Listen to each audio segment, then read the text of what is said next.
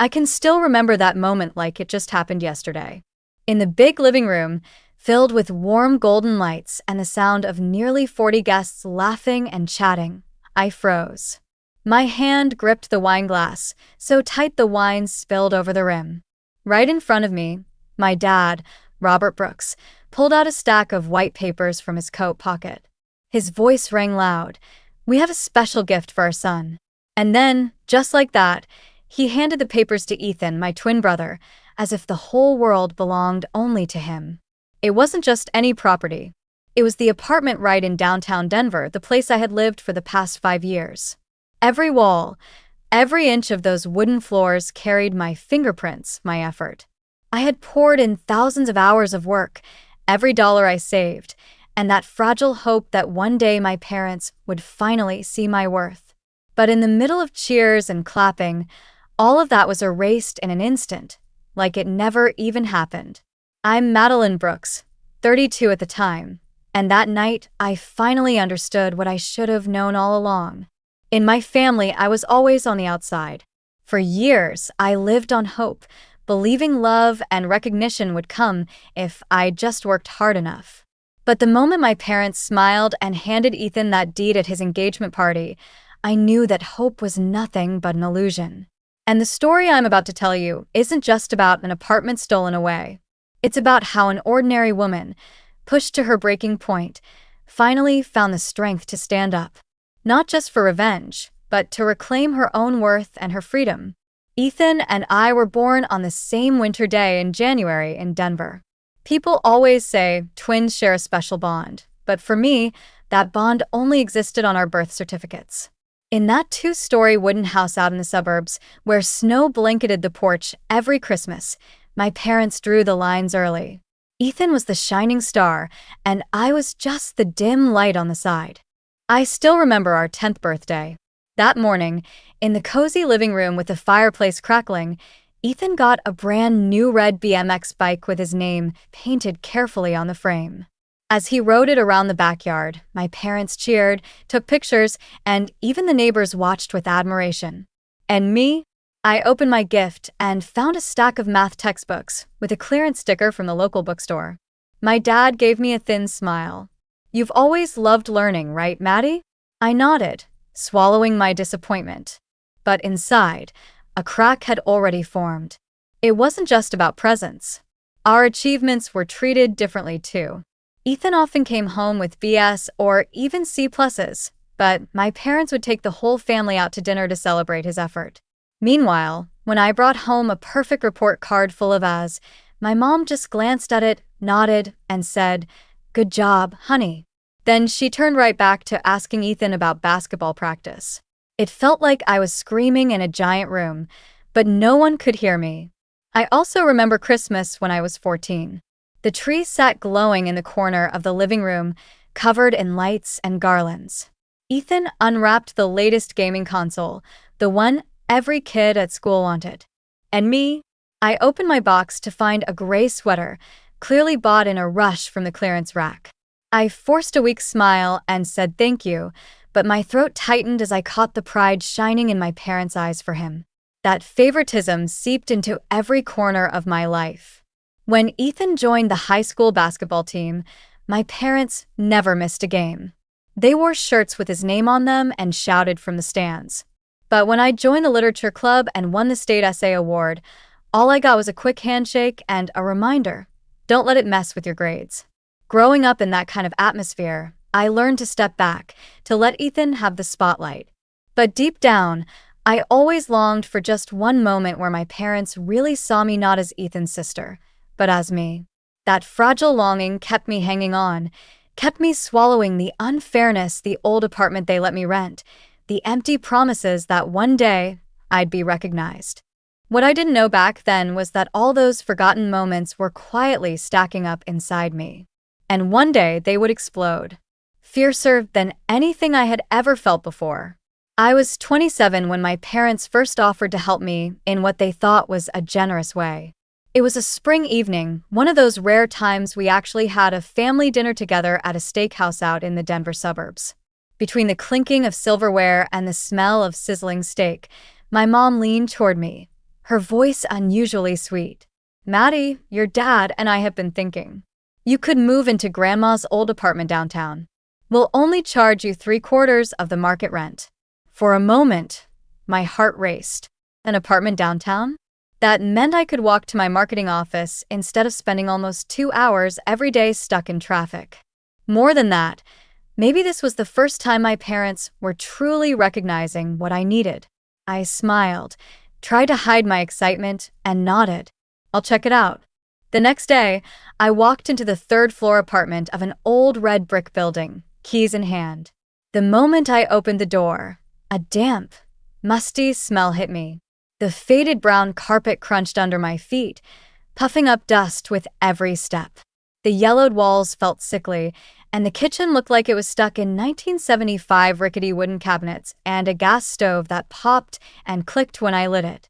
The bathroom was even worse, tiles falling off, a shower head dripping like it was dying too.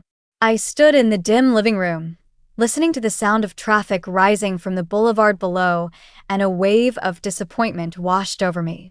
This wasn't a gift. This was a burden they didn't want anymore. But then, looking out the window, I saw the office towers just a few blocks away. I pictured myself waking up, making coffee, and walking to work instead of battling the freeway. And deep inside, the little girl who still longed for her parents' approval whispered, "Take it. This is your chance." I nodded to myself. No matter how run down it was, I'd turn that apartment into a place worth living in. And maybe, just maybe, I'd turn it into proof that I deserved to be loved. Those first days in that apartment felt like a quiet battle. Every morning, stepping onto the damp, moldy carpet, I felt like I was sinking into some invisible swamp. But instead of giving up, I started fixing it up little by little, like I was trying to heal not just the apartment, but the forgotten pieces of my own childhood. I began by ripping out the old carpet. I can still remember the feeling of that first cut, the sharp smell of mildew rising so strong it burned my eyes. 6 months later, after saving every dollar for my marketing job, I bought walnut laminate flooring. I laid down each plank myself, sweat running down my back, blisters on my hands. And when the room lit up with its brand new floor, I laughed out loud, like a kid who had just won a fight. The yellowed walls got covered in soft blue and creamy white. Friends who visited would gasp, "This looks like a whole different place." I'd just smile, but inside, I felt this deep surge of pride. Then came the plumbing. One night, just past midnight, a pipe burst, water gushing out like a waterfall. I had to call a plumber. He looked around and shook his head. "You're lucky." Another year, and this place would have been beyond repair. I clenched my teeth paying the bill, my bank balance dropping to scary levels, but I felt relieved knowing I had stopped a disaster. The fridge died in the middle of a heat wave, forcing me to throw out all my food. The dishwasher overflowed, wrecking part of my new floor. The gas stove sparked every time I turned it on. I replaced it all: the fridge, the dishwasher, the stove, even the old outlets the electrician warned could start a fire. Every swipe of the credit card made my chest tighten, but I kept telling myself, this is an investment in me.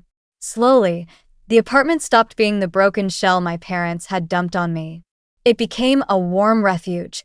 With morning light pouring in through the windows, I scrubbed clean every week, with the smell of fresh bread I learned to bake on weekends, with green potted plants breathing life into the corners of my living room. Sometimes my parents stopped by, walked around, and nodded. "You've done well. This place will be worth a lot someday." They said it with the smile of investors waiting on their return. And I just looked around, knowing that even though I was still paying rent, I had turned it into my home. For the first time in my life, I truly felt that. By the time I turned 31, life seemed steady. I had a solid marketing job in downtown Denver, walking every morning past little coffee shops and tree-lined streets. I had the apartment I'd turned into a real home. I'd even started saving for something bigger, an MBA that could take my career further. My savings account had nearly $35,000. That money was meant for tuition, with a little left over to replace my old sedan that was breaking down more and more. Then one evening in March, my parents knocked on my door. Their faces looked heavy, eyes full of worry. I was pouring coffee when my dad said it straight. Maddie, we're in trouble with the mortgage. The bank wants $30,000. If not, they'll foreclose on this apartment. My cup froze in midair. So, what do you want me to do? My mom placed her hand on mine, her voice unusually sweet. We know it's a lot, but think of it as an investment. This apartment will be yours, Maddie. You've worked so hard, turned it into a real home. We won't leave you with nothing. Ethan will get the big house in the suburbs, and this apartment will be yours. I looked straight into my dad's eyes. For one rare moment, his voice carried something like sincerity. I promise. This will be yours. I wanted to believe. The truth is, I did believe. I had spent my whole life waiting for the moment my parents truly saw me, and now it felt like it was finally here. The next day, I sat in front of my computer, my hand shaking as I typed in the transfer $30,000, nearly all my savings. When I hit confirm, my heart sank. I knew I had just shelved my MBA dream. I knew I'd keep driving that old sedan with the squeaky gears for a few more years. But I told myself it's okay. This is an investment in the future. At least this time, the promise will hold. In the days that followed, my parents never mentioned the money again. I kept paying rent every month like before. But inside, I carried a new belief that at last, the apartment I had poured sweat and tears into would truly belong to me. I believed I had finally bought the recognition I'd been waiting for my whole life. What I didn't know was that decision would open the door to the biggest betrayal of my life. 2 weeks after that transfer, my life slipped back into its usual rhythm. I kept working, paying rent, cleaning the apartment like everything was fine. But then a call from Ethan changed everything. Maddie, big news. His cheerful voice came through the phone. Rachel and I are engaged. Mom and Dad are over the moon. In 2 weeks, there's a party at Rachel's parents' house. You have to come. I froze mid-pen at my desk. My heart sank, but I forced a smile into my voice. Congrats. Rachel's wonderful. I'll be there. That evening, I drove down to the quiet southern suburbs of Denver, where Rachel's parents lived in a tree-lined neighborhood. Walking in, I was stunned by the soft golden lights, the elegant buffet table, the lively laughter spilling across the big living room. About 40 people, family, old friends, co-workers had gathered to celebrate Ethan and his glowing fiancé. Rachel hugged me the moment she saw me. Maddie, thanks for coming. We're so happy. She looked radiant, like a living proof of perfect love. I was truly happy for her, even though something inside me pinched. For the first hour, everything felt normal, soft music, old stories, wine glasses passing from hand to hand. I started to relax, thinking maybe at least today would be a good day. But then my dad stood up. He tapped a spoon against his glass, his voice rising above the room. May I have everyone's attention? Robert and Linda Brooks have something special to share with our son, Ethan. The room fell silent. All eyes turned to him. My mom stood beside him, her hand on his arm, her face glowing. We're so proud of Ethan, a wonderful man, now ready to build a family with Rachel. And we have a special gift for the two of them. Dad pulled out a thick envelope. I held my breath. Ethan opened it, scanned the papers, then looked up with a wide smile. Mom, Dad, I can't believe it. Thank you. Someone called out. What is it? My mom's voice brimmed with pride. It's the ownership papers for the downtown apartment. The one Maddie's been living in for years. It will now belong to Ethan and Rachel as a wedding gift. The room erupted in applause. Compliments burst out. That's amazing. So generous. Ethan and Rachel are so lucky. I felt like someone had punched me in the gut. My ears rang, my vision blurred. I had to grab the back of a chair just to stay upright. That apartment, the place I'd poured sweat into fixing, where I paid rent every month, where I'd just handed over $30,000 to save it from the bank, was now being handed off as a wedding gift to my brother. I looked at my parents, hoping for an explanation. But they only smiled and nodded like this was the most normal thing in the world. Then a voice rose from across the room. Aunt Barbara, My mom's sister. Wait a second. What about Maddie? She's been living there for years. The room went dead quiet. All eyes shifted to me. My face burned hot. My dad shrugged. Maddie will move out. She's been there 5 years already. That's plenty. My mom added, her voice cold. She's grown up now. She can take care of herself. There are plenty of apartments out there. I wanted to scream that they were lying, that I wasn't living there for free, that I'd poured all my money and effort into that place. But decades of being taught to stay quiet locked my throat. I sat still, swallowing tears, while Ethan and Rachel went on accepting congratulations for their amazing gift. Half an hour later, I slipped on my coat and walked out, leaving the laughter and chatter behind me. No one even noticed I'd gone. Driving home, the streetlights blurred through the windshield, mixing with my tears. All I felt was emptiness and a crushing pain. Everything I believed, everything I sacrificed, had been nothing but a joke. I got back to the apartment close to midnight. The streetlights outside cast a pale orange glow on the walls, and inside there was nothing but suffocating silence. I poured myself a glass of red wine, sat down on the sofa I'd picked out myself, staring at the wall I'd once repainted. Tears slipped down before I could stop them. Every corner of this place was my sweat, my money, my hope. And now it had all been handed away, neatly tucked inside an envelope. My phone buzzed. I picked it up. A text from Ethan. Just 4 words. Move out in 48 hours. I read it over and over. No apology. No explanation. Just an order. Cold as if I were some stranger renting a room. In that moment, something inside me shattered. The pain turned into something else, a white-hot anger that spread through me like fire. My whole life I'd swallowed things, stayed quiet. But not this time. I called Olivia, my best friend from college. My voice shook. Olivia, I need a place to stay. Maybe a few weeks. I can't stay here anymore. She didn't ask questions. Of course. I'll help. Or you can stay at my brother's place. He's away on a long work trip in Europe. The house is empty. You just cover utilities. Relief hit me so hard, I almost cried. Having somewhere to go meant I could finally do what was sparking in my mind, take back everything that was mine. The next morning, I called a service company. The man on the line sounded confused when he heard my request. I need everything removed: fridge, dishwasher, stove, ceiling lights, outlets. I bought it all. And the flooring too. Pull up every plank. He paused for a few seconds, then said, "Ma'am, that'll leave the apartment bare. Pretty much unusable." That's exactly what I want.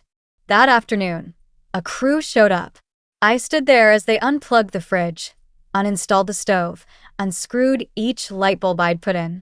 When they started prying up the laminate floor, the sound of wood tearing from the base echoed through the apartment. I thought it would hurt to watch, but strangely, each plank lifted made me feel lighter, like I was peeling off invisible chains I'd been dragging for years. 3 days later, the apartment no longer looked like the place I'd once called home. All that was left were blotchy walls, rough cement floors, exposed wires, and a bathroom with pipes hanging loose. Everything that gave it life had gone with me.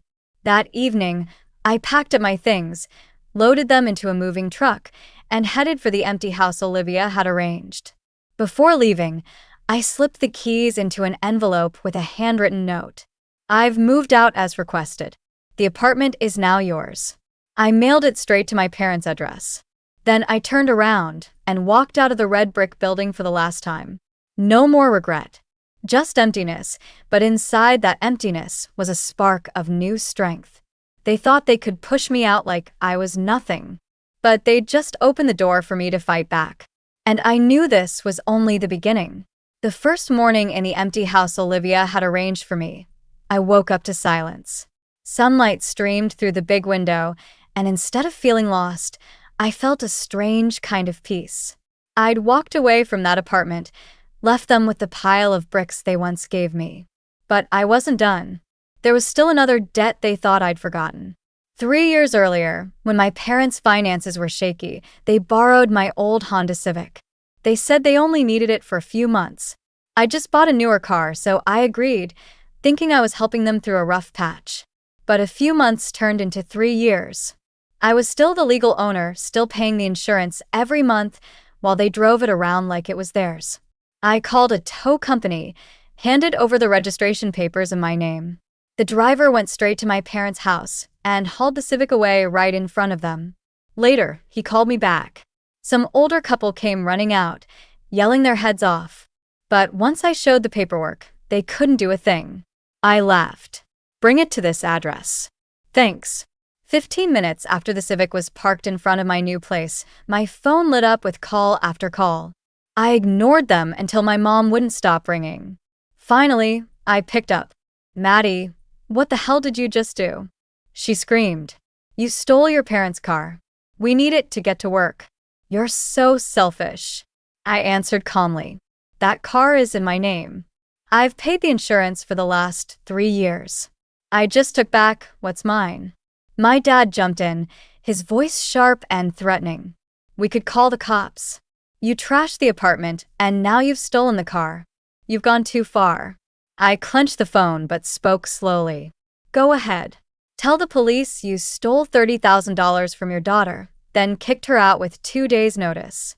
I bet they'll love hearing that story. Silence. Just my mom's heavy breathing. Then she stammered. We could count that $30,000 as a wedding gift for Ethan. Think of it as the family contributing. I let out a bitter laugh. A gift? You want to turn betrayal into generosity? No, Mom. I don't buy it anymore. I'm just treating you the way you've treated me. I hung up and blocked all their numbers.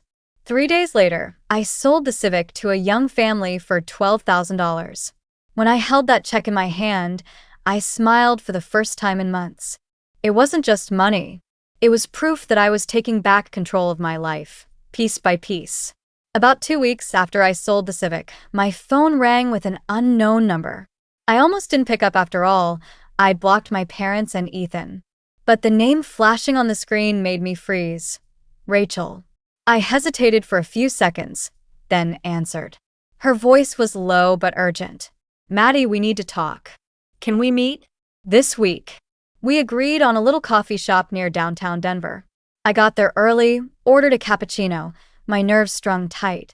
When Rachel walked in, I barely recognized her. The bright, glowing woman I knew now looked hollow. Her eyes ringed dark like she'd cried through countless nights. She sat down and got straight to it. His parents say everything's your fault. That you trashed the apartment, took back the car out of spite. Ethan believes them. He calls you selfish, jealous. But Maddie, her voice cracked, I'm not sure I believe them anymore. I drew a deep breath. This was my one chance to finally speak the truth I'd kept buried too long. I told Rachel everything. How I paid rent faithfully for 5 years. Every repair I paid for myself. The appliances I bought. The $30,000 I wired to my parents to save the apartment from foreclosure. I told her about their promise it would be mine and how they humiliated me in front of everyone at the engagement party. By the time I stopped, Rachel's eyes were red. She whispered, "Oh my God, I had no idea. I came to that apartment so many times. It was spotless, beautiful. I just assumed it was your place." No one ever told me you paid for all of it. I shrugged, my voice rough. They never wanted anyone to know. They only wanted me to stay quiet like I always had. Rachel sat there in silence for a long time. Then she placed her hand on the table and whispered, I can't marry a man who can watch his own sister be treated like that and say nothing. The way Ethan talks about you, with such contempt, it hit me. I'd be next. I met her eyes. Rachel, don't let my story decide your life. Do what's right for you. She shook her head, her voice steady. What's right for me is leaving. I can't walk into a family built on lies and selfishness. A month later, the news spread through the family. Rachel had called off the wedding. Ethan was furious, refusing to speak to anyone. My parents screamed that I was the destroyer, that I had brainwashed her. Aunt Barbara called me, sighed. They're blaming you for everything. But Maddie, everyone knows the truth isn't as simple as they tell it. I just gave a bitter smile. For the first time in my life, I didn't feel like the weak one anymore. I hadn't wanted to ruin a wedding, but I didn't regret it either. Rachel deserved her freedom. And Ethan, he finally got a taste of loss. The same loss he and my parents had forced me to carry all those years. 6 months had passed since I walked out of that apartment, and my life had turned into a whole new chapter. I was living in the house Olivia had arranged for me, her brother's little place on the edge of Denver, quiet and surrounded by tall pine trees.